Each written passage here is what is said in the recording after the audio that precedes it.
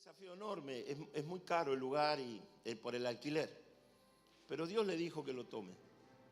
Pero también le dijo que cuando vaya a la charla con los dueños o con el de la inmobiliaria, él le tenía que decir así: el Señor lo necesita. Y como era un desafío importante, grande económicamente, mucho, realmente mucho pagan de alquiler. Pero el Señor le dijo que no tema. Pero le tenía que decir a los dueños o a la gente que hacía la operación, dice, tenés que decirle, el Señor lo necesita. Así que llegaron al momento, charlaron, le estaba mostrando todo el edificio, qué sé yo. En algún momento el dueño, él pensaba que era parte de la inmobiliaria porque había un matrimonio y el de la agencia, hasta que él dijo, ellos son los dueños del lugar. Y él le cuenta, el dueño le cuenta que él nació en un hogar humilde. Y le empieza a contar el testimonio de su vida, donde que con su papá empezaron a hacer una actividad y cuando muere su papá, esa empresa había crecido ya mucho, donde él se hace cargo de esa empresa. Dice, y yo tenía un empleado que no le rendía. Venía borracho, venía drogado, venía un día y 3 días no. Y de repente la esposa venía con los 3 chiquitos a hablar con el dueño para decirle, mire, mi esposa se gastó toda la plata, por favor, si me puede adelantar el sueldo, no se lo dé a él, yo soy la esposa, estos son sus hijos. Y el hombre abría su mano y le ayudaba a la esposa y a los hijos. Y era renegar vamos a ponerle, con Robertito. Él renegaba con Robertito. Un día aparecía Robertito, otro día no. Venía desalineado, sucio y ya, dice, era para echarlo, pero yo no lo echaba por la esposa y por los hijos. Un día Robertito apareció en la empresa a las 5:30 de la mañana, limpito, bien vestido. Entonces cuando él llega a la empresa, lo mira y lo ve a Robertito en la puerta y dice, ¿qué hace acá? Y él le cuenta el testimonio, dice, es que recibí a Jesucristo en mi corazón como Señor y Salvador. Y Jesús cambió mi vida. El dueño empezó a mirarlo a Robertito y dijo, lo veo y no lo creo. Dice, esto se va a ver al correr de los días, a ver si Robertito por ahí le agarra el talacasto otra vez y se va. Entonces, un día, 2 días, una semana, un mes, y Robertito mantenía la postura de un hombre cambiado y transformado. Bueno, él vendió la empresa con el tiempo. Dice, ese muchacho no volvió a ser ese hombre en todos los años que me sirvió, estuvo al lado mío. En los próximos 5 años fue un ejemplo para todo. El hombre tuvo que vender la empresa porque quería dedicarse a hacer otros negocios. Vendió la empresa. Dice, todos los empleados me hicieron juicio, menos Robertito. ¿Me está escuchando? Entonces le está diciendo esto.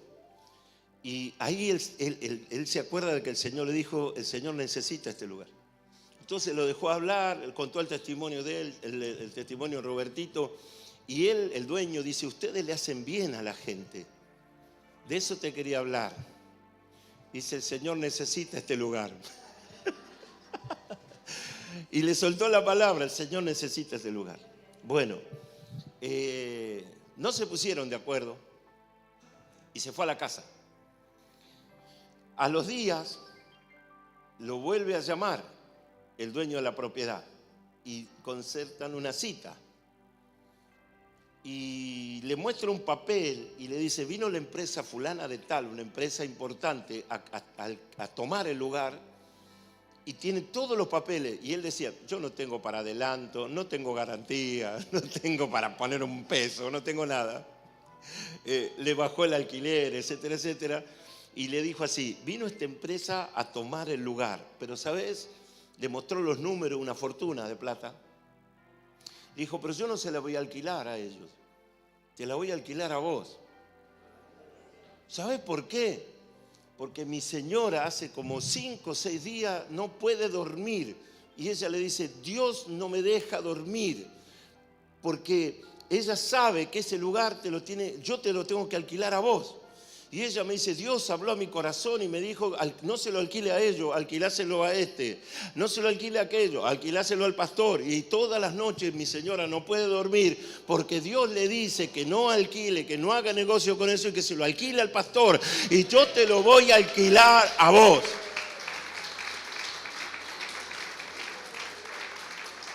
¿Sabe cómo se llama eso? Fe. Porque con dinero, ¿quién no hace negocio? Todos hacen negocio con dinero, pero cuando pasó en el aposento alto, decirle que el Señor necesita el aposento alto. Y cuando estaban haciendo la Santa Cena, andá y decirle al del pollino, decirle, desatalo y traelo. Y si alguien te dice algo, el Señor lo necesita. Entonces todo eso es por fe. Se lo conté antes, no se lo conté antes para mostrarle que no andamos buscando el dinero, sino la fe. ¿Entiende? Bueno, vamos a la Escritura. Libro de Ageo. Le hago el comentario del teólogo que escribió acerca del libro de Ageo. Le vuelvo a hacer el resumen del libro y después vamos a hablar ya a partir del versículo 14. Dice así: Ageo, el profeta, desafió al desalentado pueblo de Jerusalén a exterminar su forma de vida y a forjar nuevas prioridades que agraden a Dios. O sea, el trabajo de Ageo era que todo el pueblo de Israel cambie de actitud, que abandone esa postura de tener una mente esclavizada, de vivir en la esclavitud, para que tomen una nueva forma de pensar que agrade a Dios. Ellos tenían que recordar que el Señor estaba con ellos. ¿Cuántos saben que Dios está con nosotros? Ok. Que Dios controlaba el futuro y que deseaba que su pueblo fuera santo. ¿Qué es santo? Separado para el servicio a Dios. No tiene nada que ver con una figura religiosa ahí. No, es preparado para hacer algo. Alguien que tiene que hacer algo. Ese hombre o esa mujer o ese equipo de gente se lo califica como santo porque está diseñado en el pensamiento de Dios que ese equipo de personas va a lograr algo. Es exclusivo, es prioridad de Dios, es propiedad de Dios, es pueblo santo. Dice Ageo con otro profeta, dice, junto con Zacarías, Ageo profetizó después del regreso del pueblo de Israel al exilio. Tanto Israel eran dirigidos por medio de dos profetas. La conducta de Israel era el fruto de dos profetas, o el trabajo de dos profetas, uno Zacarías y el otro Ageo. Dios nunca dejó sin palabras al pueblo, puso a Zacarías y puso a Ageo. Esdras nos dice que Sesbazar guió el regreso de un grupo de judíos que echaron los cimientos para reconstruir el templo. Sin embargo, después de 14 años el proyecto fue detenido. ¿Cuántos años pasaron? ¿Cuántos años duró el avivamiento? 14. Hay gente que tiene una temporada nada más. Usted sabe que termina y también sabe que tiene fecha de vencimiento. Y el desafío es mantener el avivamiento. Todos nos cansamos, todos nos fatigamos, todos pasamos por procesos, por dificultades. Por eso muchas veces Dios tiene que permitir algo para sacarnos de nuestra zona de confort. Porque si fuera por nosotros nos quedamos. Por eso muchos se quedan a la mitad del camino de todo. No, yo ya vas a ver, vamos a hacer esto, vamos a hacer aquello y se quedan al 50%. No, yo voy a empezar a estudiar y ya vas a ver que voy a terminar el estudio. Se quedan al 50%. Son solo sueños o buenos deseos, pero no es la convicción de enfrentar los desafíos y terminar lo que un día empezaron. Bueno, Israel tenía la orden de Dios para hacer determinadas cosas y quedaron también al 50%. Así que el proyecto duró 14 años y fue detenido por los enemigos de Israel. Ageo se levanta durante el reinado de Darío para animar al pueblo. ¿Para qué? Para animar al pueblo, volver a provocar un avivamiento. A retomar la obra y hacer de Dios su prioridad. Entonces, ¿cuál es el trabajo profético? Volver a encauzar o volver a poner en el carril a las personas que tienen que terminar o continuar con una tarea hasta terminarla. El trabajo profético es despertar conocimiento. El trabajo profético era despertar conciencia, decirle al de al lado, despertar conciencia, traer revelación para un pueblo que estaba adormecido, para un pueblo que estaba dormido, para un pueblo que estaba esclavizado. ¿Qué puede pensar un pueblo esclavizado? ¿En qué piensa un pueblo que está esclavizado? El pueblo que está esclavizado solo piensa en aquellos derechos que les da el opresor. El opresor dice, te podés mover por acá. ¿Y qué hace el pueblo? Se mueve por acá. Pero el opresor dice, más de acá no. ¿Y qué hace el pueblo? No, hasta acá no, porque el opresor me dijo que hasta acá, allá no. Entonces todas estas cosas van formateando la cabeza, van doblegando al espíritu. Esas cuestiones vienen a ponernos en prisiones invisibles, pero que afectan poderosamente nuestra mente. Entonces Israel en el cautiverio, ¿qué hacía? Lo que le permitía hacer el opresor. Dios le dijo, no se junten los varones con las mujeres del pueblo este y las mujeres no se junten con los varones del pueblo aquel. Y el opresor les dijo en su reinado, en su imperio, no le hagan caso a Dios. Acá mandamos nosotros. ¿Qué te gusta? La mujer filistea, y casarte con la filistea. ¿Y a vos qué te gusta? El filisteo, y casarte con el filisteo. El problema vino después. Cuando ellos retoman la libertad, cuando lo saca el Señor en libertad, resulta que habían familias que habían sido unidas con pueblo pagano, cuando Dios dijo, mi pueblo será santo. ¿Se acuerdan santo? Preparado para él. Entonces, Esdras trajo un mensaje tremendo, donde la mujer tenía que abandonar a su esposo y el esposo tenía que abandonar a la mujer, y había 1, 2, 3 o 4 hijos. Dice que el llanto, cuando esto ocurrió en el tiempo de Esdras, fue tanto el llanto, tanto el dolor, que se oía el llanto a kilómetros de distancia. Porque era el momento, obedecemos a Dios, o enderezamos esto, o esto no se endereza más. Y Dios dijo, príncipes, sacerdotes, tienen que volver al origen, tienen que volver a la palabra, tienen que volver a la escritura. Entonces el profeta era el instrumento con el cual Dios hablaba. Es duro esto que le estoy diciendo, ¿eh? No, es fácil de tragar lo que yo le estoy diciendo, pero es lo que pasó en la historia. ¿Qué quiere que le cuente? Fue la historia. Algunos de los que no volvieron, los que rechazaron esa palabra de Esdras, formaron una comunidad, y esa comunidad se llamaron los samaritanos. ¿Entiendes? Habitaron en Samaria. ¿Quiénes habitaron en Samaria? Los judíos que no renunciaron al derecho de su familia, dijeron, no, me quedo con la filistea, me quedo con el filisteo. Ok, dijo Dios, es una decisión. Entonces formaron un pueblo de judíos, pero no puro, era una raza diferente, porque así habla, raza, parece un perro, ¿no? Entonces, por eso dice que los judíos no se hablaban con los samaritanos. ¿Por qué? Porque ¿qué decía el judío puro? Son una mezcla horrible. Tenían una cosa horrible, un sentimiento horroroso de ellos hacia los samaritanos. Por eso la Escritura dice que Jesús dijo, porque por Samaria tengo que pasar. O sea, es una cosita como que al Señor le daba una cosita. Dice, porque tengo que ir a algún lado, a tal lado, dice, y tengo que pasar por Samaria. Y resulta que cuando va cruzando Samaria ve a una mujer.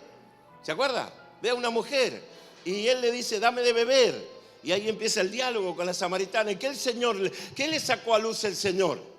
Cuando le dijo, ¿cómo se llama tu marido? No tengo marido. Bien dijiste, tuviste 5. 5, era ligera la samaritana, ¿vio? Oh my God, diga oh my God por lo menos, dile. Ríase un poquito. Entonces, era una cosa así. ¿De dónde surge esto? Desde esta historia. Desde este momento. Ellos estaban en cautiverio y ¿cómo pensaban? ¿Como hombres libres o como hombres esclavos? ¿Como pueblo libre o como pueblo esclavo? ¿Cómo pensaban? Como pueblo esclavo. Los que los habían llevado cautivos, ¿me pones otra vez el Salmo 137, por favor? Arrancamos de ahí.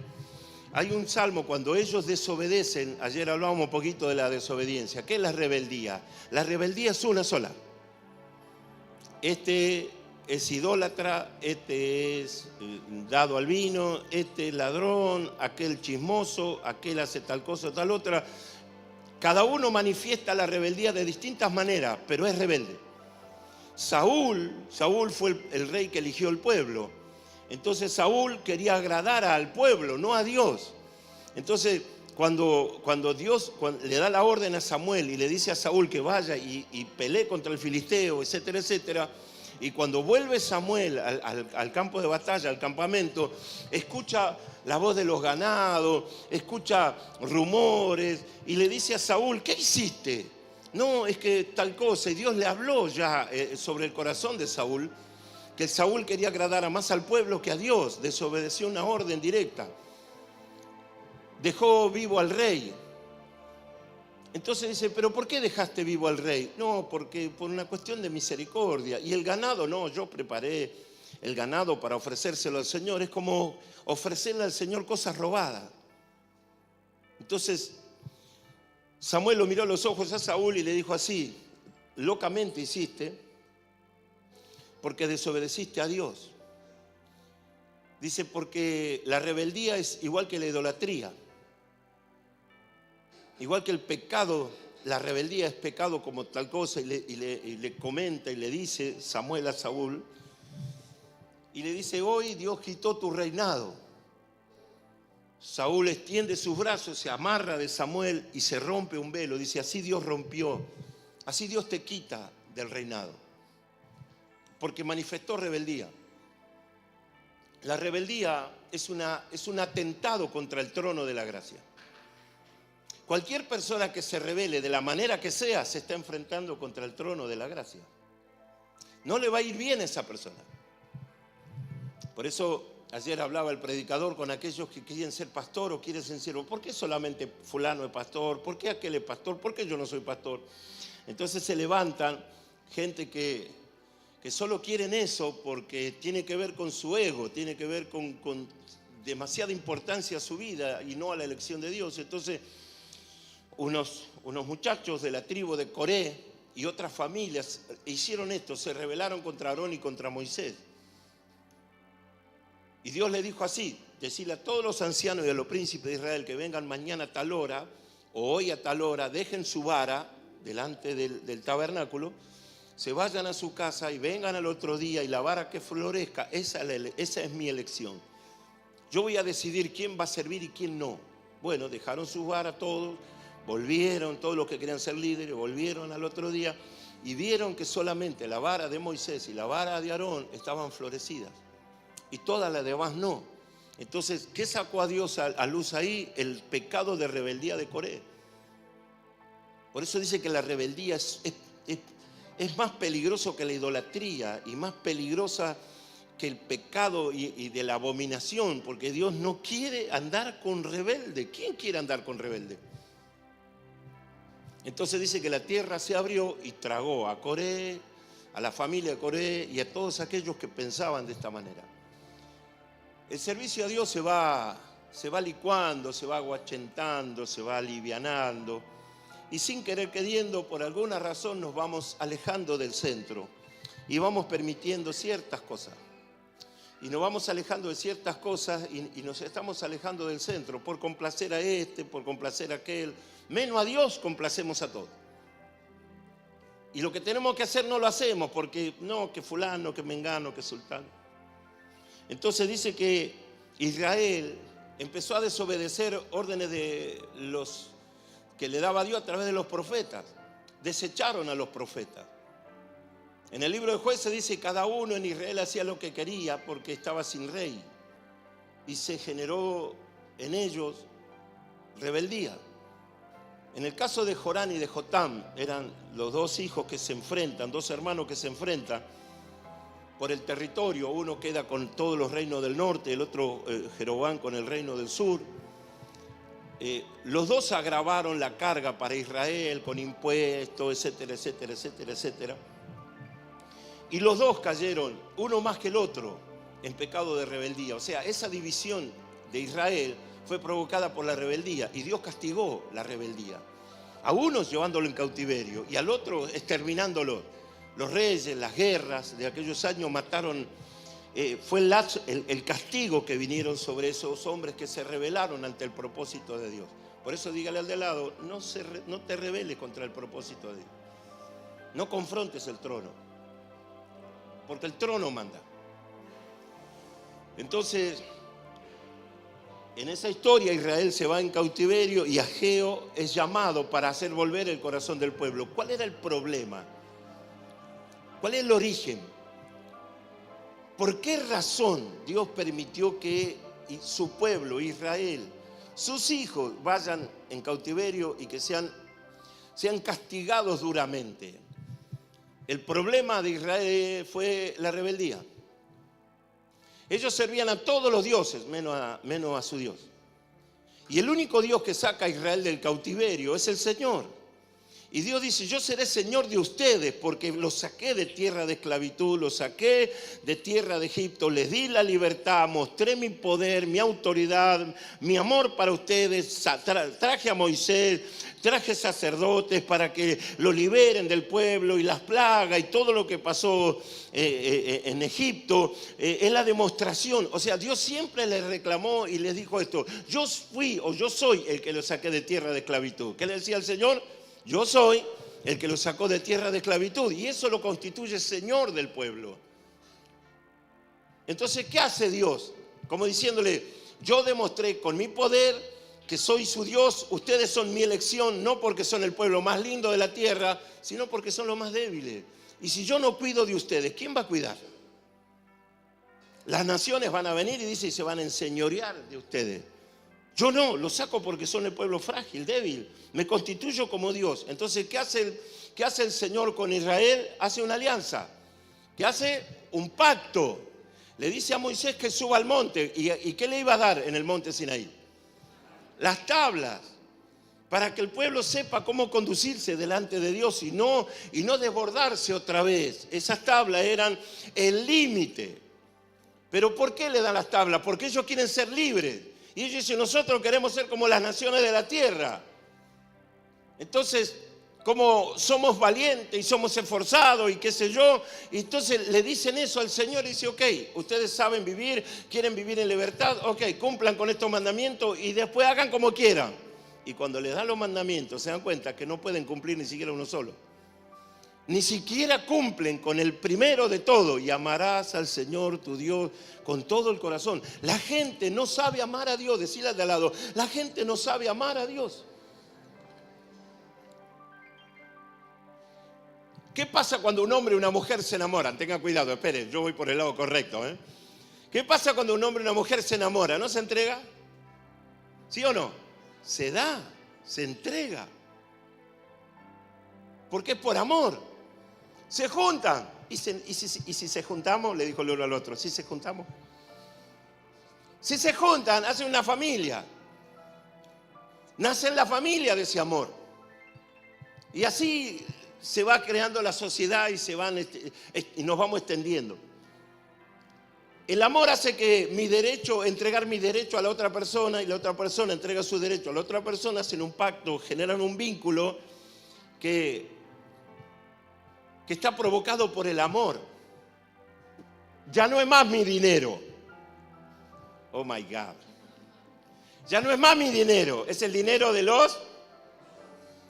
La chimoltrufia dice, esto es lo que gané yo, ok, es de la casa ahora. Oh, no, pero yo fui a trabajar. No, es de los dos. Tanto el dinero de uno como el del otro, es de los dos. No hay dos sueldos, hay uno solo. Oh, yo me estoy metiendo en un lío acá, me van a tirar con los zapatos.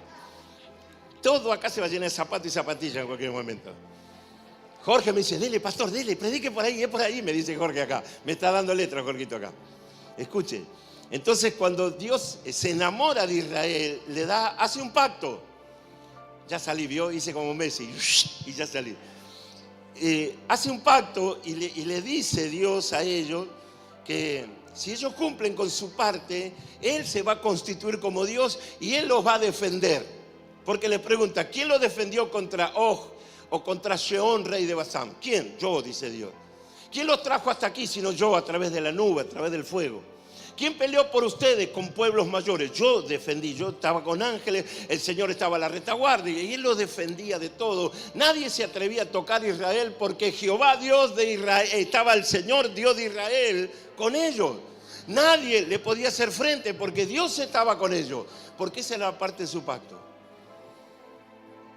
Entonces, en ese pacto, cuando habla con otro siervo, con Abraham, habla con Abraham y le hace un pacto donde él le dice, yo seré su Dios y el pacto va a ser la circuncisión. A Abraham le revela la circuncisión y a Moisés el pacto de la ley. Entonces todos aquellos que se constituían o querían constituirse hijos de Dios, los varones, ¿qué tenían que pasar? A hacer una operación, la circuncisión. No había anestesia, no había bisturí. Eran los cuchillos tramontines o todo cerrado. Oh my God, sin filo. Era con un pedernal, con una piedra afilada donde se entraba en pacto. Y eso llevaba una semana, 10 días de curación, de dolor impresionante. Entonces, usted imagínense que para entrar en pacto, el primer encuentro que tienen con Dios es con el dolor. Hago pacto, ok, me circuncido. ¿Qué experimento? El dolor. Y ya estamos entrando en el tema. No fuimos llamados a ser exitosos. Y el que llega a ser exitoso es porque es maestro del dolor. Bájamelo, por favor, te voy a tirar con una bombucha. Para llegar a ser líder de algo, para llegar a administrar algo, para estar arriba de la ola, decirle a Dios, tenés que ser maestro de tu dolor. ¿Y qué es lo que no tenés que hacer? Tirar la pelota afuera. ¡Pum! ¿No? La tiro afuera. O le hago cargo a otro. O genero disturbio. O genero la falta de comunión, la falta de unidad. Soy una persona indicada para provocar divisiones acá adentro y allá afuera. Eso es tirarle la pelota afuera. No ser parte del equipo de Dios. Entonces, ¿qué permite Dios cuando entramos en pacto? ¿Qué permite Dios para que maduremos? Decirle, para que madures, ¿qué permite Dios? El dolor. Se entra en pacto con dolor. Yo recibí salvación a través de una fiesta de cumpleaños. ¿Y usted también? No. Usted y yo entramos en pacto. Usted y yo entramos en el tiempo o en la temporada de salvación de mi alma. Porque el que pagó el pacto lo hizo con dolor. Sobre mí no hubo un azote, no hubo un látigo, no hubo un palo, no hubo una espada, no hubo una caña con una lanza. No. Todo eso fue sobre Jesús. Por eso dice, experimentado en quebranto, varón de dolores. Varón de dolores, experimentado en quebranto, dice Isaías. Claro, él experimentó el dolor, yo no, pero sí tengo que pasar por el proceso del dolor. Y si Dios permitió que toda la ira caiga sobre el Hijo, también yo tengo que pasar el proceso de dolor. Entonces, cuando yo entro en pacto, me encuentro con el dolor. ¿Por qué el dolor? Porque es la única manera que Dios tiene de tratar con nosotros. Es la única manera de que salga nuestra verdadera naturaleza. Porque somos una cosa mientras reímos y somos otra cosa cuando lloramos. Y la mayoría de todos nosotros nos quejamos. ¿Por qué a mí? ¿Por qué yo? ¿Por qué tengo que pasar por esto? Y lo que Dios dice es porque quiero que seas maestro de tu dolor. Hay muchos niños en la iglesia, ¿sabe usted? Hay muchos niños que sirven, hay muchos niños que cantan, hay muchos niños que tocan y hay muchos niños que predican. Hay muchos niños que enseñan, hay muchos niños que hacen esto, hay muchos niños que sirven Santa Cena.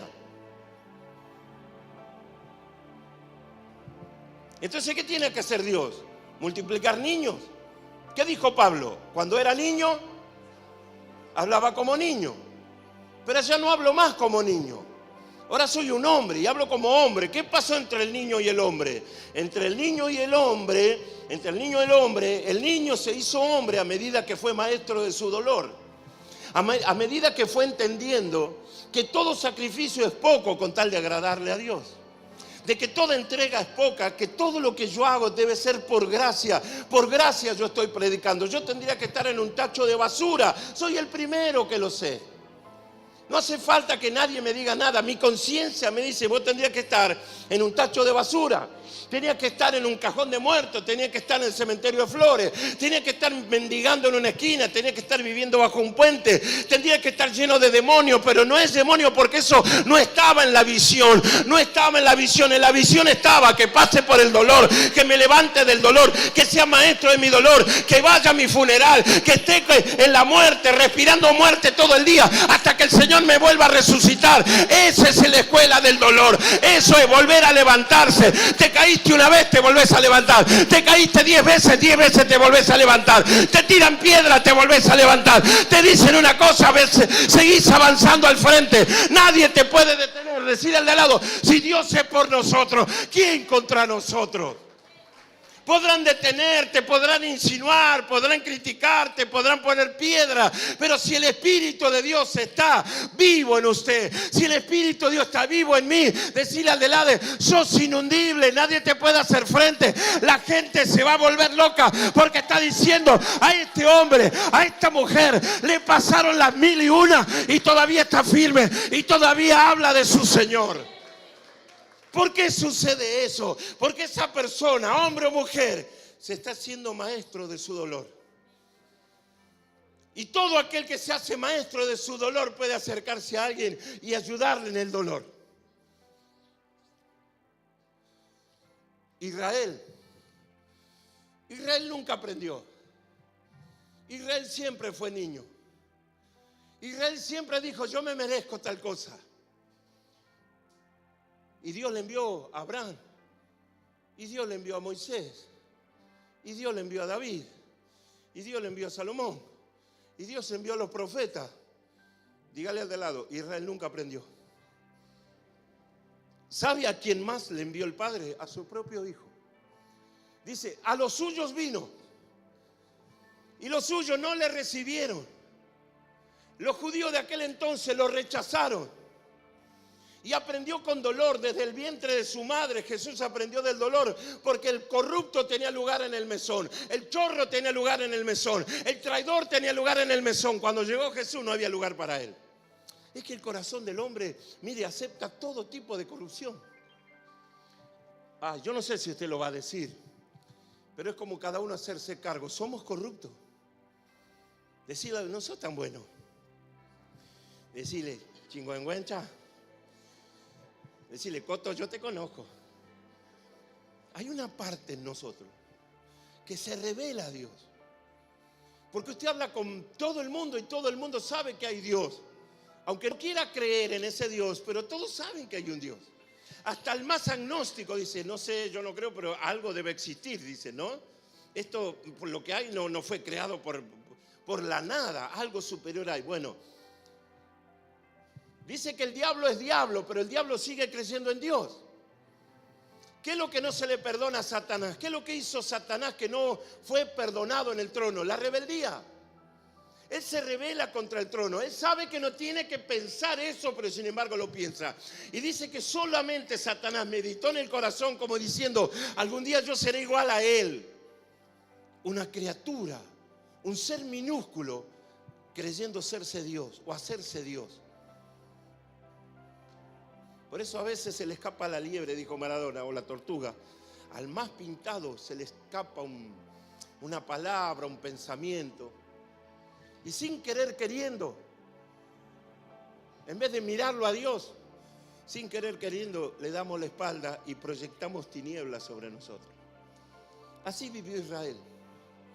Mandó a uno, mandó un profeta, al otro, hasta que Dios le dice, ¿saben cuál es el problema de ustedes? El problema de ustedes es que me abandonaron a mí. Jeremías dice, me abandonaron a mí, fuente de agua viva, y cavaron para ustedes cisternas que están rotas con aguas contaminadas. Eligieron tomar agua contaminada que aguas que salen del altar. Ese es el problema de ustedes. Es que ustedes le dan mucho valor a los dioses ajenos que al Señor que hizo los cielos y la tierra y al que los sacó de tierra de esclavitud. Aman a Baal, a Astarte, aman hacer idolatría, poner un becerro acá, un becerro allá, adorarlo en las montañas, adorarlo en los caminos. Un poquito es lo que pasa con el Gauchito Gil, ¿vio? No hay lugar donde no haya algo del Gauchito Gil. Una bandera roja, una cruz. Bueno, así era en aquellos años Israel, donde había un camino, donde había un árbol, donde había una montaña, donde había un algo, ahí edificaban un altar. Y los líderes de aquellos años, rebeldes, hacían que todo el pueblo pecara contra Dios. Entonces, por esa razón, Dios permite el cautiverio. Muchas veces Dios permite cosas duras en nosotros porque nos quiere sacar del error. ¿Por qué Dios hizo esto? Para sacarte de la zona de confort. Decirle al lado, te veo que estás muy cómodo. Decirle, estás muy cómodo. Decirle, estás engordando, papi. Se te nota acá en el flotador, decirle. Decirle, se ve que estás comiendo rico, papi. Entonces, Pancho, ¿sí? Me muevo en la zona de confort. Total, yo a la gorda ya la tengo ganada. Y un día la gorda te tiró con la chancleta. Y yo dijo, oh my God, ¿qué pasó acá? Sí, o al revés. O en algunas situaciones donde yo ya me muevo confiado. Un día Dios saca mi confianza y soy como aquel que está perdido, no sé. Es como buscar algo que se te perdió. ¿Dónde era que dejé el documento? ¿Y mis ahorros dónde estaban? En la heladera, en el taparrollo. ¿Dónde puse la plata? Che, ¿dónde pusiste tal cosa o tal otra? Y nos sentimos como perdidos, como que de repente nuestra seguridad se transforma en confusión. Así pasó con Israel. ¿Qué le reclama a Dios? Es que Israel vivió más para ellos que para Dios. ¿Cuál es el reclamo? Me dejaron a mí.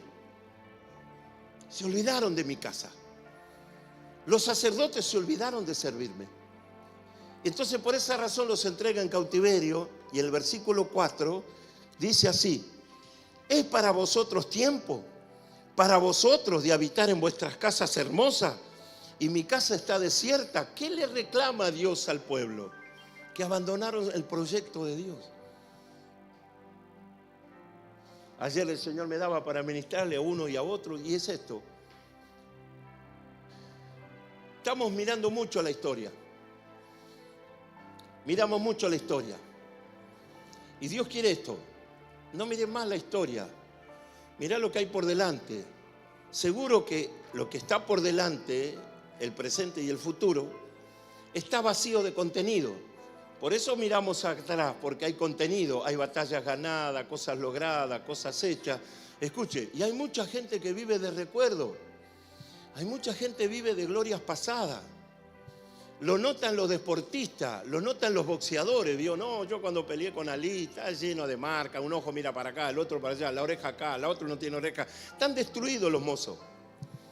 Pero ellos cuentan historias de sus luchas, de sus peleas, de sus campeonatos, de sus logros, su conquista. Porque viven en esas batallas, viven de esa conquista, pero cuando miran el presente están frustrados y fracasados. Desde la última batalla pasaron 10 años y no ganaron una batalla más. Por eso viven de recuerdos, por eso viven de emociones pasadas, por eso viven de glorias pasadas. ¿Qué hace Dios? ¡Ey! No miren la historia, decirle, no miren la historia, cortala con la historia, fue buena la historia. Ok, vamos a mirar para adelante, decirle, vamos a mirar para adelante. Pégale un grito, vamos a mirar para adelante.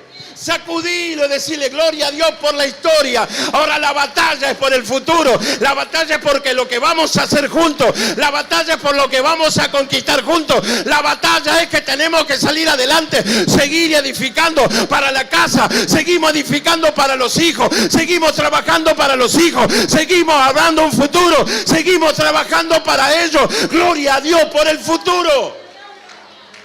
Esto es tan así que Dios le dice de esta manera a Israel: basta con la historia pasada, la gloria postrera de esta casa será mayor que la primera gloria. No vivan de gloria pasada, vayan y extiéndanse hacia la gloria futura. ¿Cuántos dicen gloria a Dios? Pero convénzame, dale, vamos, gloria a Dios. Vamos, pero que sea natural. Que sea natural. Gritalo, gloria a Dios por lo que se viene. Se viene una temporada poderosa, poderosa, poderosa. No creo lo que ven mis ojos. Yo creo lo que Dios me dice, que la gloria postrera será mucho mayor y mejor y más bonita. eso Job dijo así: de oídas te había oído. Se encontró con gente que hablaba de los hechos de Dios. Job se llevó por la historia, por lo que Dios hizo. Hasta que el Señor le habló y le dijo: Job, yo soy tu Dios. Y Job reaccionó y dijo: Señor, yo de oídas te había oído. Una cosa es conocimiento y otra cosa es revelación. Job estaba lleno de conocimiento, de oídas te había oído. Pero ahora, decirle al de al lado, pero ahora, mis ojos te ven. ¿Y cuándo usted lo ve a Dios? En su crisis. Lo ves sacándote del barro. Lo ves al Señor empujándote hacia adelante, no hacia atrás. No viene a hundirte en el lodo, viene a sacarte del lodo. Viene a ponerte en un lugar seguro. El Señor en tu aflicción viene a sacarte de la aflicción y poner sobre tus pies como de sierva, dice, sobre peñas, sobre lugares puros y maravillosos. Entonces, el reclamo es: está linda tu casa, che. Me gusta la parrilla que tenés. Qué bueno el departamentito que hiciste en el fondo. Tuviste buena idea al dividir este ambiente así. Y Dios le dice: ¿y mi casa? ¿Y mis cosas? El sacerdote estaba pensando en esta cuestión piramidal de San Pedro, ¿vio? Ahí estaban los sacerdotes apostando. Oh, soñé con el 55, me voy a poner 10 pesitos al 55. Decirle: cortala con el 55, porque te va a agarrar el 17, que es la desgracia. Yo le cortala, por favor. Entonces, ellos tenían tiempo para todos, menos tiempo para Dios. Y el reclamo es a los que fueron santos, a los llamados, sean parte política, como Zorobabel, que era el gobernador, a Josué, la parte religiosa, era el sumo sacerdote, y también a príncipe y a noble y a todo el pueblo. Dios les habla y dice que ellos temieron. ¿Por qué temieron? ¿Sabe por qué temieron? Porque Dios les dijo esto: yo estoy con ustedes. Eso les dio pánico. Hubiese sido mejor que Dios le diga: los voy a destruir, y seguro estaban conformes, porque el pecado de ellos hacían merecedores que Dios los destruya. Pero como Dios no quiere destruirlos, sino que le dice: yo estoy con ustedes, eso los llenó de temor, porque vieron el corazón del Padre. Vieron que ellos son los que se apartaron de ese Dios bueno. Vieron que ellos son los rebeldes. Se dieron cuenta de algo poderoso. Dijeron: Versículo 13. Entonces Ageo, enviado de Jehová, habló por mandato del Señor al pueblo, diciendo: yo estoy con vosotros, dice Jehová. Entonces, está bien, pero volveme a poner el Salmo 137. Usted ve ahí cómo Satanás hace contra los que le sirven, cómo se levanta contra los adoradores, los predicadores, los maestros, con todo aquel que quiere servir al Señor. Está en la fila del ataque directo. Dice: junto a los ríos de Babilonia, allí nos sentábamos y aún llorábamos acordándonos de Sión. ¿Qué es lo que traía a memoria? ¿De qué se acordaban ellos? De los tiempos maravillosos en Jerusalén. Y cuando se acordaban de los tiempos maravillosos de Jerusalén, de la vida que ellos llevaban, ¿qué sentimiento les brotaba? Dolor, amargura, tristeza, porque se veían ahora esclavos. Ya no andaban por las plazas, ya no caminaban por las calles de Jerusalén, ya no levantaban las manos. Tenían la oportunidad de hacerlo y no lo hicieron. Tenían la oportunidad de ir al templo y no iban. Tenían la oportunidad de juntarse en las sinagogas para hablar del Señor y no iban. Tenían célula en sus casas y no iban a la célula en su casa. Entonces se acomodaron a su realidad. Lo llevaron cautivo. La rebeldía de ellos provocó el cautiverio. Y cuando están junto a los ríos de Babilonia, cuando llegan a tierra de Babilonia y paran a descansar, ellos se ponen a llorar, porque todo aquello que se pierde luego se llora. Hoy estarán llorando en la congregación de Cielos Abiertos porque el Señor se llevó a su pastor. Pastor, te necesitamos, Señor. ¿Por qué te llevaste al pastor? Porque ustedes cansaron a su siervo. Y yo me lo tengo que llevar porque ustedes lo destrozan a mi siervo. Y el Señor se lo llevó. El pueblo que se encierra en su mente caprichosa, preferible a veces que Dios se lo lleva al pastor y dejarlo guacho, sin padres, para que experimenten el dolor y la soledad. Entonces, ¿qué pasó con los judíos? En Babilonia lloraban, ahí llorábamos. ¿Cuándo lloran ellos? Cuando van en cautiverio, cuando van prisioneros. Habla de esta historia de Ageo. El versículo siguiente, por favor. Y dice, sobre los sauces, en medio de los sauces, colgamos nuestras arpas. Quieren decir que cuando llegaron a tierra de extraño, el evangelista dejó de evangelizar y colgó su ministerio en un sauce. El levita vino y dejó su ministerio en los sauces. El que tocaba la guitarrita colgó en los árboles porque no querían entrar como siervo a tierra de cautiverio cuando ellos no se dieron cuenta que ya eran cautivos, que eran pueblo rebelde, que Dios le está quitando la libertad. Y ayer decía en los párrafos que sigue, del 1 al 13 por ahí, habla de economía. El Señor le dice, ustedes trabajan mucho y no ganan lo suficiente. Siembran mucho, pero recogen poco. Comen, pero no sacian su cuerpo. Tienen ropas que no los abrigan. Hacen negocios que van para atrás. Están perdiendo prosperidad, están perdiendo dinero. Y por ustedes, por la rebeldía del pueblo, dice, yo detuve la lluvia y llamé a la sequía. Entonces ya no hay trigo, dice Dios. Puse la mano sobre el trigo y le dije al trigo, trigo, no prospere. Y el trigo se secó. Puse mi mano sobre las vides y las vides se secaron. Puse mi mano sobre los olivares y los olivares se secaron. La tierra se corrompió, la tierra buena se corrompió y se secó. O sea, Dios los tocó de distintas maneras. O sea, ¿qué le quiero decir? Que nada es de un día para el otro. La rebeldía va cerrando cada día una puerta nueva. Esa puerta que era de bendición se cerró.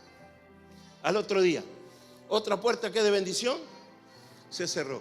Y llega un momento en que vos mirás para todos lados y encontrás que todas las puertas están cerradas, que ya no hay más oportunidades y que Dios te está entregando en manos del enemigo. Por eso a veces suceden cosas. Dice que hasta los ahorramos y lo guardamos en un lugar y dice Dios, en un soplo voy a hacer que esos ahorros desaparezcan. Por eso hay cosas que usted ni siquiera pensó y de repente vienen. Estás esforzándote por cambiar el auto y resulta que se rompió la heladera. Volvés a ahorrar un poquito y tenés como para comprarle las gomas al auto y se te rompió el calefón. O tenés que comprar remedio, peor aún. O te subió el alquiler o algo, un gasto de golpe y se te fue ese ahorro. ¿Por qué? Porque ahí no está Dios, te está llamando la atención. ¡Hey, oso, despertate! Te estás olvidando de mi casa. Mirá que todo lo que tenés puede desaparecer. Decirle, todo lo que tenemos muchas veces desaparece. ¿Por qué desaparece? Porque ahí viene el proceso de Dios. ¿Cuál es el proceso de llevarnos a la madurez y de abrir nuestros ojos? Entonces, ¿qué le dice Dios en adelante? Dice, y despertó Jehová el espíritu de Zorobabel, hijo de Salatiel, gobernador de Judá, y el espíritu de Josué, hijo de Josadac, sumo sacerdote, y el espíritu de todo el resto del pueblo, y vinieron y trabajaron en la casa de Jehová de los ejércitos, su Dios. Versículo 14, ¿me lo pones? Ageo 1:14. Se cumplió el propósito. ¿Qué estaba haciendo Dios? Los estaba sacando de la zona de confort, de hacer las cosas por obligación, no por amor. Después de todo el reproche que Dios le da, dice, y vinieron y trabajaron en la casa. ¿A dónde quería mover el corazón del pueblo? Hacia la edificación de la casa, la reedificación, como diciéndole, ¿no le molesta que la casa esté así? Que no haya ventanas, que no haya puertas, que esté llena de roedores, que esté sucia. ¿No le molesta que haya telarañas en el altar? Entonces los tiene que sacudir. El motivo del cautiverio, el motivo de las pérdidas, el motivo de la sequía, el motivo de la falta de lluvia, el motivo de la falta de prosperidad era que se adaptaron a la esclavitud. No sé cómo decirle esto. Pero Dios no usa y no va a usar al que tiene mente de esclavo. Porque el esclavo se va a servir a sí mismo. El esclavo mira por sí mismo. El esclavo no une, no tiene un corazón perfecto, tiene un corazón egoísta, inmaduro, niño. Por eso tienen que pasar por pruebas. Por eso antes del servicio viene el proceso. ¿Y quién quiere entrar en un proceso? Nadie. Por eso todo evitan el proceso, porque quieren asumir un rol sin haber pasado por el proceso.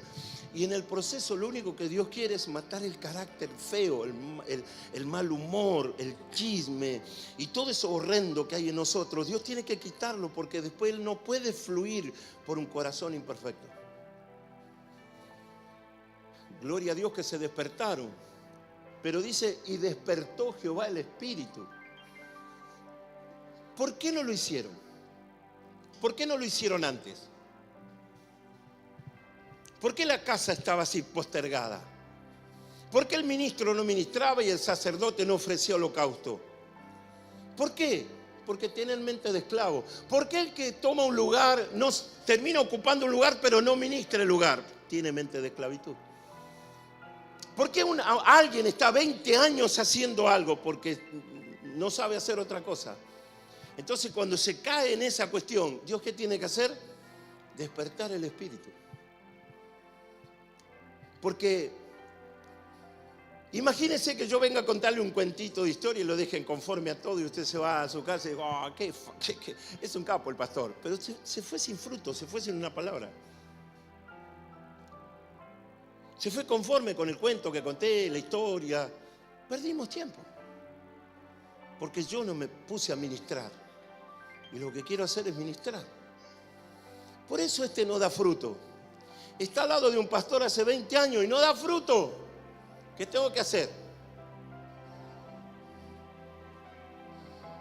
¿Qué tengo que hacer?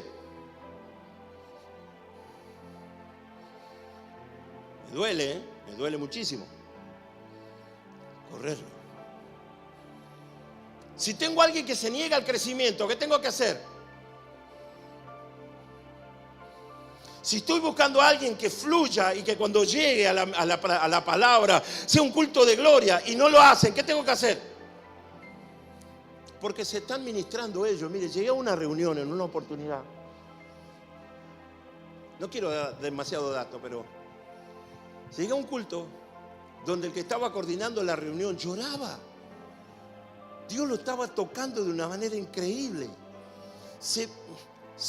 El Señor lo tocó de la cabeza a los pies y lloraba en la presencia del Señor. Había una gloria tremenda. ¿Y sabe cómo estaba el pueblo? Por eso le dije eso de hace un principio. El deber del ministro. ¿Cuál es el deber del ministro? Ministrar. Un día subí acá y dije, no me quiero que me canten la canción de La Sirenita de Hollywood. No. Quiero gente comprometida con lo que están haciendo. ¿Qué querés vos? No, bueno, dale. Escuche. El ministro, en lo más básico, el origen de la palabra ministro es siervo. Un escalón más abajo, esclavo. Y en el griego es doulos. O sea, el ministro, ¿qué es el ministro entonces? Un esclavo. El esclavo está sujeto a la orden de un superior. El esclavo no hace lo que quiere. No hace lo que le gusta. ¿A dónde va? Me voy a la heladería a comprarme 1 kilo de zamballón. No vas a ir a comprarte zamballón.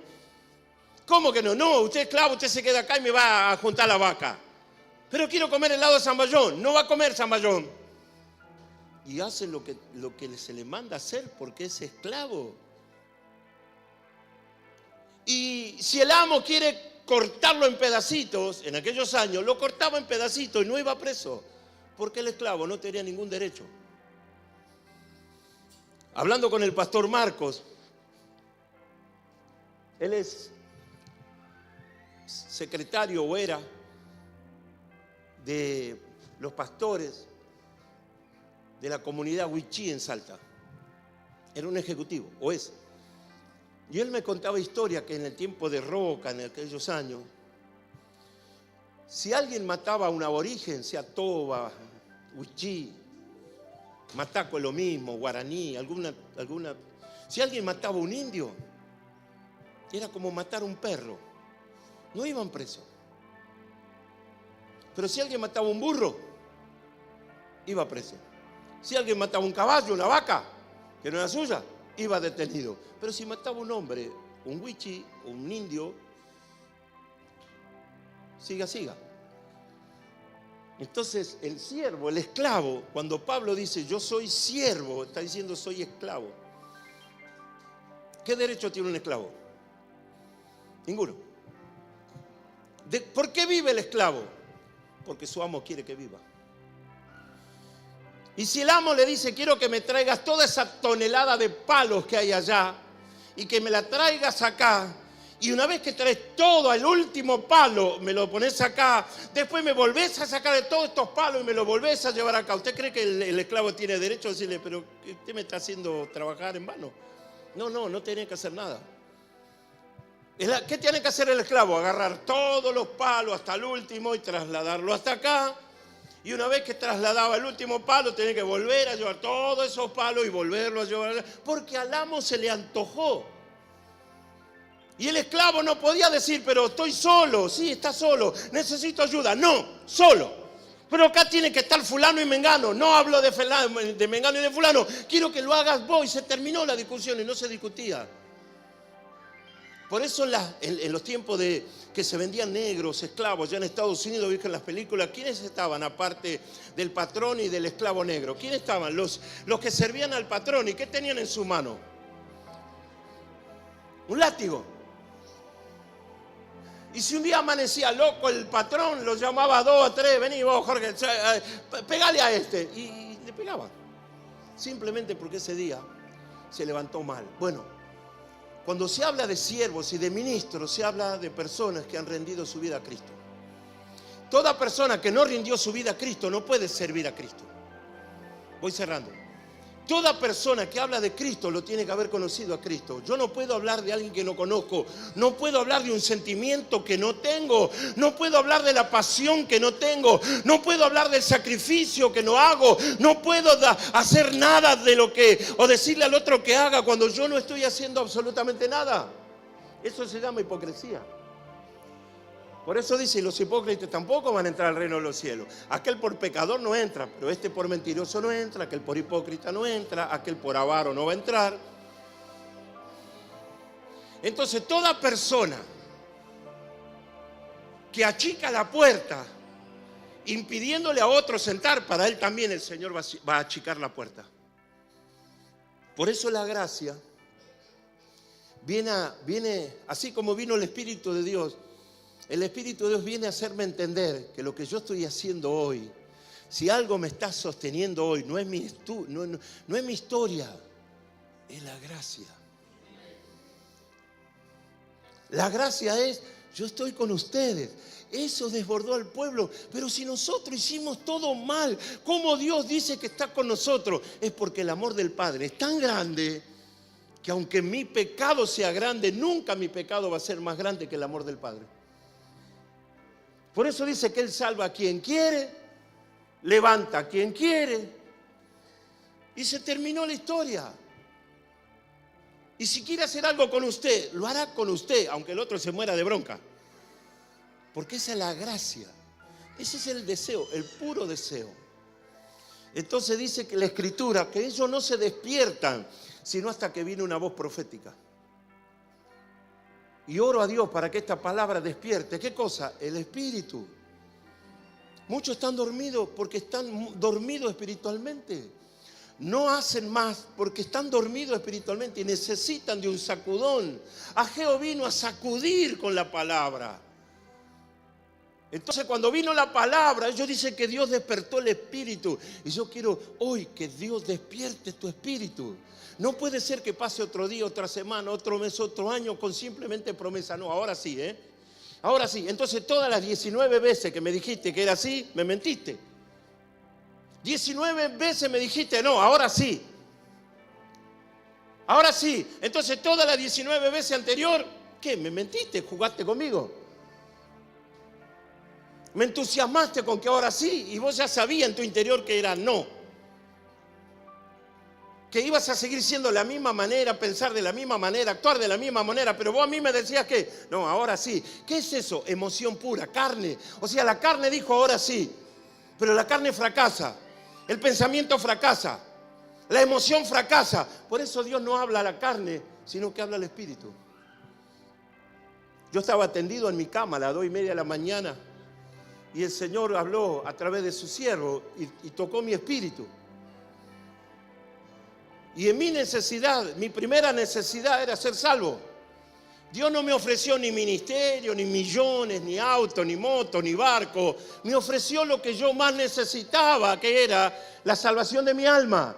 Tocó mi espíritu, me hizo ver que yo estaba dándole la espalda, me hizo ver que todo lo que hacía no le agradaba, me hizo ver que había una posibilidad de arrepentimiento y de salvación que se encontraba en Cristo. El predicador me habló de Cristo, yo creía en Cristo y todos los que creyeron en Cristo son salvos. ¿Salvo de qué? De la ira venidera, de una muerte sin Cristo, de una muerte horrible, de un accidente fatal que lleva mi alma al infierno. De eso me liberó, de la incertidumbre de la eternidad. Y desde ese día, yo que caminaba para allá, ya no estoy proyectando sombras. Ahora camino en su luz. Y desde que conocí al Señor, hasta el día de hoy, Yoli, el Señor me bendijo. El Señor me bendijo. Con lo poquito que tenía, le empecé a dar al Señor. Le daba todo lo que tenía porque estaba partido al medio. Tenía para la ida de colectivo y de vuelta y comerme un pancho. Le daba todo y me caminaba de Parque Chacabuco hasta Valentín Alsina, como 6 kilómetros. 10 de la noche, 11 de la noche, y me iba caminando, mirando la nube, porque se hacerá esa nube, y vivía así pensando, mirando al cielo, diciendo, ¿será que el Señor viene en esa nube? ¿Será que el Señor me viene a buscar? Y entusiasmado con el Señor, sirviéndole al Señor. Mami, ¿tenés para el colectivo? ¿A dónde va? A la iglesia.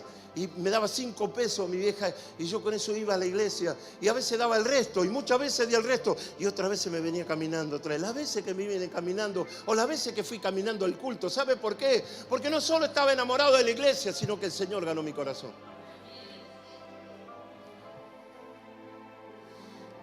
Cuando me llamaron para predicar una vez, me fui a la esquina porque no valoraba. Hasta que me agarraron de la oreja, me dijo, tenés que predicar.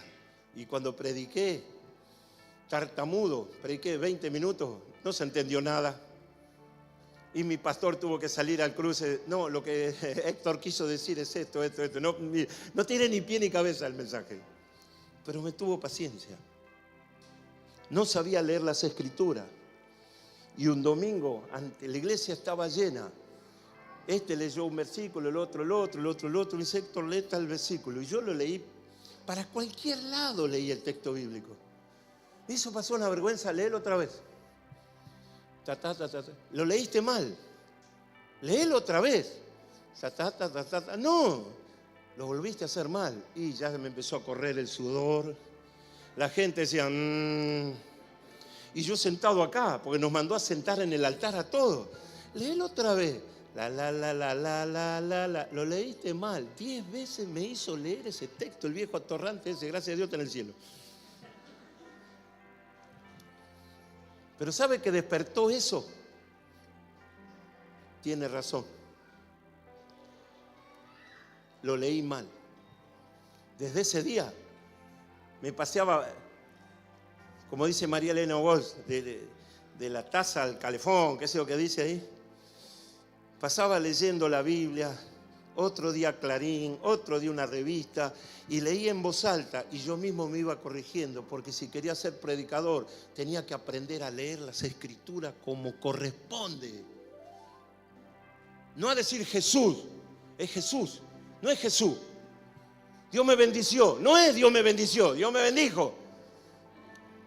Tuve que aprender a parar en las comas, en los puntos, en la acentuación. Y ahí empecé a crecer. Y lo que había sido una mala experiencia, le dije, Señor, gracias por mi pastor. Tardé como 14 años. Pero dije, gracias porque me enseñó. Hay enseñanzas que duelen. Pero recuerde, tenemos que ser maestros del dolor. Porque si no son maestros del dolor, escuche esto, todo lo vas a tomar personal. Todo lo tomamos personal, cuando no es personal, cuando es espiritual. Por eso Dios, cada vez que quiere hacer algo con alguien, tiene que despertar el espíritu. Dice que despertó el espíritu de Zorobabel, después el espíritu de Josué. Oiga, que despierte el espíritu del gobernador está bien, porque él estaba haciendo política, pero que despierte el espíritu de Josué, el sumo sacerdote, que ya estamos mal. Si el pastor está dormido, la iglesia está dormida. Por eso tiene que venir un mover, un sacudón. No vamos. Quiero decirle esto de parte de Dios. Cada cosa que te pasó en tu vida que no tuviste comprensión o algún reclamo fue para despertar tu espíritu. Si alguna vez Dios sacudió tu arbolito, no fue para mover las raíces y matar al árbol desde las raíces, simplemente fue para llamarte la atención. Decirle, fue para llamarte la atención. Cada vez que Dios hizo algo es para decirle de lado, para que deje de perder. Decirle, estabas perdiendo demasiado. Cuando el Señor te agarró, te tomó en su brazo, ibas a decirle, iba perdiendo 6-0. Decirle, hablarle en términos futbolísticos. Cuando el Señor te encontró, estabas perdiendo 6-0. Y faltaba 2 minutos para que termine el partido y seguía perdiendo 6-0.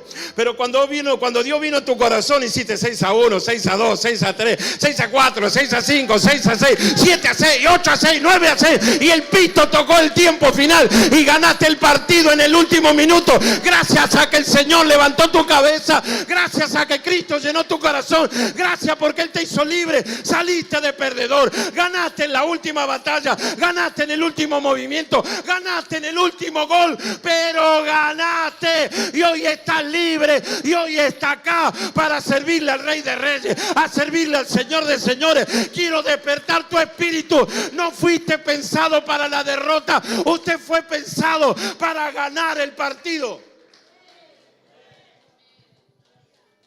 Parecen ovejitas.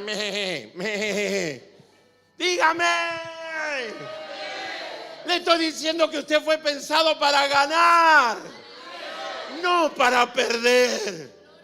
¿Sabe cuándo perdimos? Cuando teníamos de socio al diablo. Ahí nos hizo 6-0. Vas a ganar 9-6.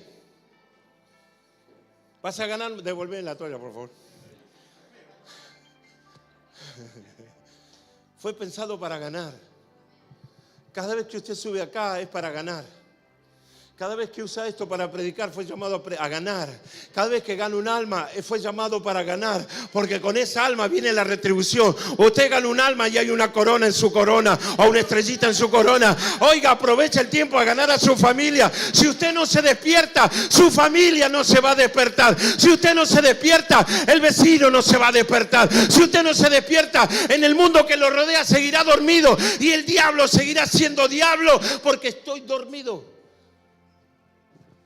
Y nos fuimos. ¿Qué más tenés que perder? Decirle, ¿qué más necesitas perder? Somos socios en las ganancias, pero Dios se hace socio en las pérdidas. Por eso le llamo Señor. Yo me enojé con el Señor.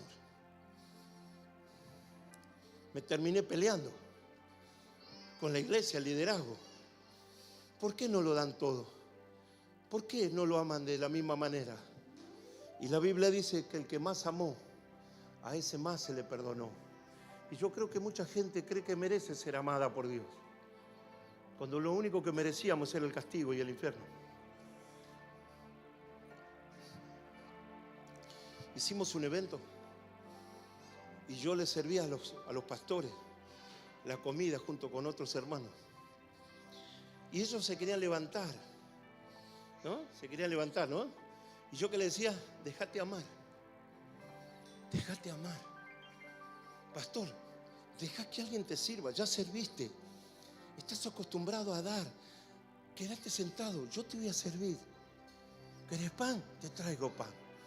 ¿Querés una fruta? Te traigo una fruta. ¿Querés comer más carne? Te traigo más carne. Y los hermanos todos trabajaron. ¿Para qué? Para que los pastores estén sentados, porque la idea era honrarlos. Porque el que tiene alma de siervo sirve. No se sienta, sirve. En lo que sea, sirve. Y mi suegro hace 40 años decía, el que sirve, sirve, y el que no sirve, no sirve. Era así clarito el mensaje, no había mucha vuelta. Había que tomar un trago de agua cada vez que decían alguna frase los viejos. Pero esas cosas nos hicieron madurar, tal vez muy rápido. Y no eran tan melancólicos cuando estaban pasando un proceso. Aguántesela, mijito, me decían. Aguántesela, mijito. No, pastor, lo que pasa. Aguántesela, mijito. Usted fue llamado a servir, no a quejarse. Sirva. No, pero sirva. Pero acabo de enterrar a mi abuela. Su abuela ya se murió, ya la enterró, sí. Ahora sirva. Es que tengo enfermo a uno de los chicos. ¿Está enfermo? Ore por él. Úngele con aceite y siga sirviendo. My God, este no le entran balas. No le entran balas. Cierro con este pensamiento. Ya le dije que cerraba como 20 veces y no cerré. ¿Sabe por qué razón el diablo no te destruye? ¿Sabe por qué razón el diablo no me destruye, siendo que lo intentó cientos de veces? ¿Sabe por qué no nos destruye? Porque Dios despertó mi espíritu y ahora está el Espíritu de Cristo acá y el Espíritu de Cristo ahí. Entonces Él padeció para que yo no padezca. A Él lo atravesaron con una lanza para que a usted y a mí no nos atraviesen las lanzas.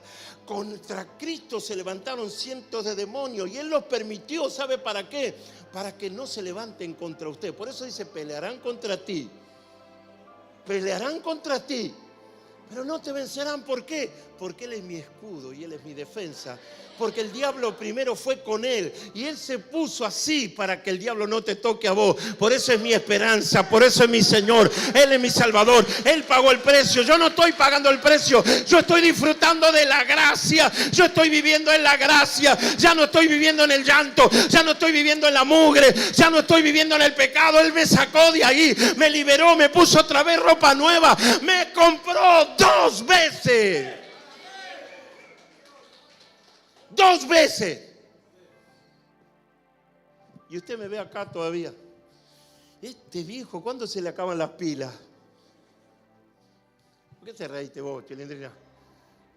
Ella se ríe cuando yo hablo de mí. ¿Sabe cuándo va a terminar? Cuando el Señor saque la batería. Porque en el plan que Dios pensó para usted, en el plan, no está verte derrotado. Puedes sentirte derrotado, pero en el plan no estás derrotado. En la historia bíblica, aunque parezca que la iglesia va perdiendo batalla, en el plan bíblico la iglesia está en victoria y se va en victoria. En el libro de Apocalipsis dice que la iglesia se va en victoria. Pablo dice que en un abrir y cerrar de ojos nos vamos. ¿Por qué? Porque estamos perseverando. Y el que persevere hasta el fin, ese será salvo. No dice ese y toda la familia. No, el que persevera, el que insiste, el que se cae, se levanta, el que anda con un ojo en la mano y con la pata al hombro. Ese que persevera será salvo. ¿Por qué razón? Porque Dios despertó el espíritu. Cuando el Señor me recordó que iban a pelear contra mí, Él dijo, yo estoy con vos. Fui a un lugar, me cortaron en el rostro.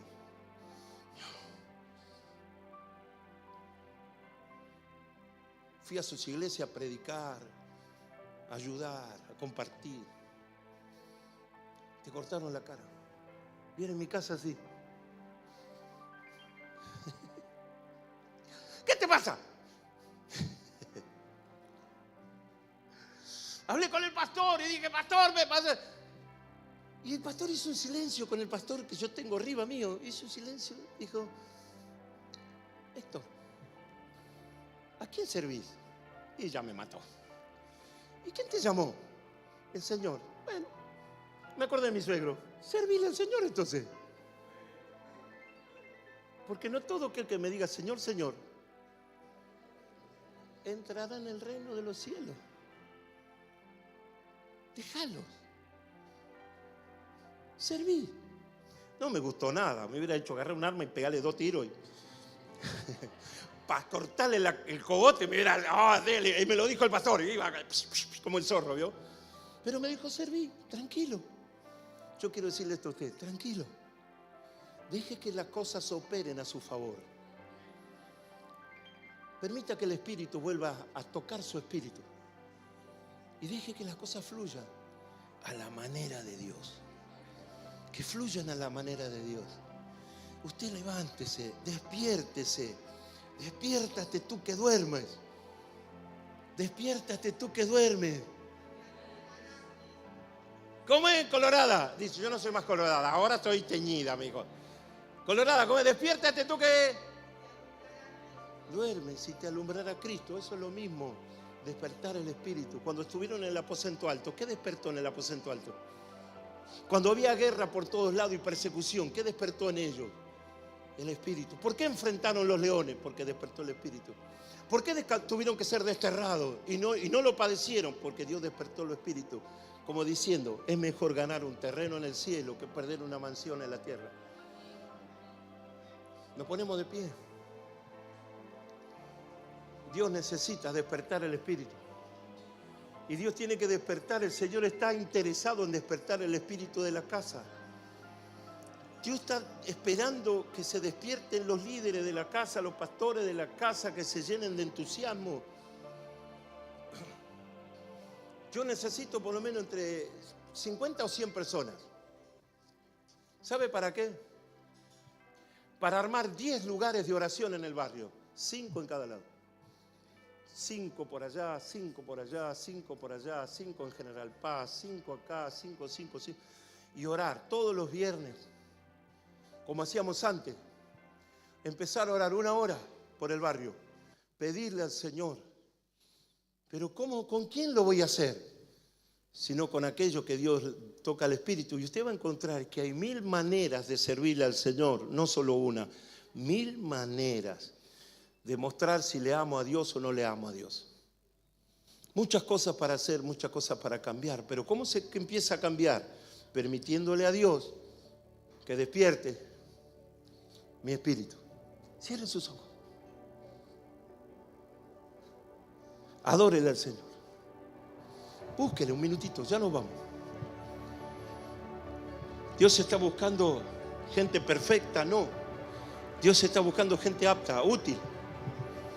Tal vez no sepa demasiado, pero es útil, materia disponible.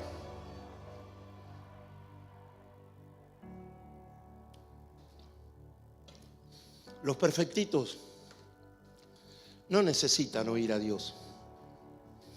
Los chocaditos necesitan oír a Dios. El que es justo no necesita oír a Dios. Pero el que sabe que no es justo necesita oír a Dios. El que se cree que no tiene defecto no necesita a Dios. Pero el que sabe que los tiene, ese necesita a Dios. Y todo aquel que vivió de la historia no necesita a Dios. Pero aquel que quiere desarrollar el futuro, ese necesita a Dios. Todo aquel que está vacío hoy necesita al Señor. Todo aquel que perdió la expectativa necesita al Señor. Necesita al Señor despertar tu espíritu. No, pero yo lo hacía y yo lo hacía por esta motivación, yo lo hacía bien. Eso es a mi criterio, el criterio de Dios necesita despertarte el espíritu. Hay una modificación que Dios tiene que hacer en la manera de pensar. Dios tiene que volver a formatearnos espiritualmente y poner lo necesario, poner lo importante. Dejar las cosas comunes, las prácticas por obligación o necesidad, y hacerlo por amor. Y si Dios me toca, lloraré. Y si Dios hace esto, me gozaré.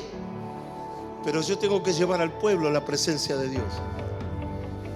No sé por qué razón se permitieron algunas cosas. Y no sé por qué razón vos permitiste en tu vida ciertas cosas. No sé por qué razón se administró mal lo que era de Dios. Y no sé por qué razón nos dormimos en los laureles. Y hablamos más de la historia, de lo que viene. Por eso lo que viene es difícil de desarrollarlo, porque necesitamos despertar el espíritu, porque si no es carga. Es carga. Ay, pero la carga cae sobre mí, gloria a Dios, porque los demás están todos dormidos. Pero Dios me está reclamando a mí solo, no, a vos solo no, a 20, pero uno solo es el que oye. Gloria a Dios por ese uno solo. Por eso levante su mano y glorifíquele al Padre, glorifíquele a Dios. Y si usted necesita que el Señor despierte su espíritu para lo que viene, entonces usted entendió el mensaje. No prediqué en vano. Si usted está entendiendo lo que se habló esta mañana, si usted está entendiendo lo que el Padre nos reclama en esta mañana, venga corriendo al altar. No se quede, porque Dios no pide por favor, vení. No, yo voy a buscar su favor y su misericordia. Su amor y su misericordia. Vengo a afilar mi espada, vengo a afilar mi hacha, vengo a pedir la unción para mi tarea, vengo a buscar su presencia para la tarea que hago. No estoy perdiendo el tiempo, no es ya se le va a pasar al pastor, puede que nunca más se le pase al pastor. Uno enterró el talento, el otro lo multiplicó, gloria a Dios por aquel que multiplicó el talento. Pero ay de aquel que esconde el talento, porque el Señor vendrá a buscar lo que Él te dio. ¿Y qué le vas a decir? No, Señor, lo que pasa es que como era siervo malo, hice un pozo en la tierra y escondí lo que me diste. Lo único que va a decir el Señor, siervo malo, si sabías que era yo así, ¿por qué no multiplicaste? ¿Por qué no lo usaste? ¿Por qué no administraste tu talento? Cada vez que Dios usa a alguien, corre el riesgo de que ese alguien se envanezca. Cada vez que Dios pone un don, un talento sobre alguien, corre el riesgo de perderlo. Por eso dice que la humildad nos va a llevar lejos. Ser humildes, mansos. Por eso necesito al Espíritu del Señor, que me mantenga en el redil. Soy siervo, no me mando solo, no formo grupo. No me sectarizo en la iglesia. No. Somos un cuerpo, no varios cuerpos. Hay una sola iglesia, no varias. Hay un solo pastor, los demás son ovejas. Y vamos desarrollando la historia, enamorándonos del Señor todo el tiempo, batallando, alerta, con la espada, con la lanza, alerta, llevando la oración al pueblo, la espiritualidad al pueblo, para que el Espíritu empiece a tocar corazones. Yo sé que Dios hace tiempo que está llamando, y te llama, y te llama, y te llama, y te llama, y te llama. ¿Sabes cuántos gitanos el Señor está llamando y necesita Yoli, Oscar, para llevar un alimento fresco a esa gente necesitada? Que tienen de todo, Yoli, autos, casa, dinero, pero Cristo no está formado en ellos y necesita que vayas a ellos y les lleves un mensaje diciendo: el Señor te necesita. ¿Cuántos vecinos suyos a los cuales tiene que ir a decirle: el Señor te necesita? ¿Sabe cuántos predicadores quieren predicar pero no han ganado un alma en este año? Porque el espíritu está adormecido. Todos quieren servir en hacer algo, pero ¿quién sirve ganando alma, ganando familia? Hoy trajiste a uno, mañana a otro, pasado a otro, y la unción se renueva. Vamos, suba, adoramos, vamos a ministrar.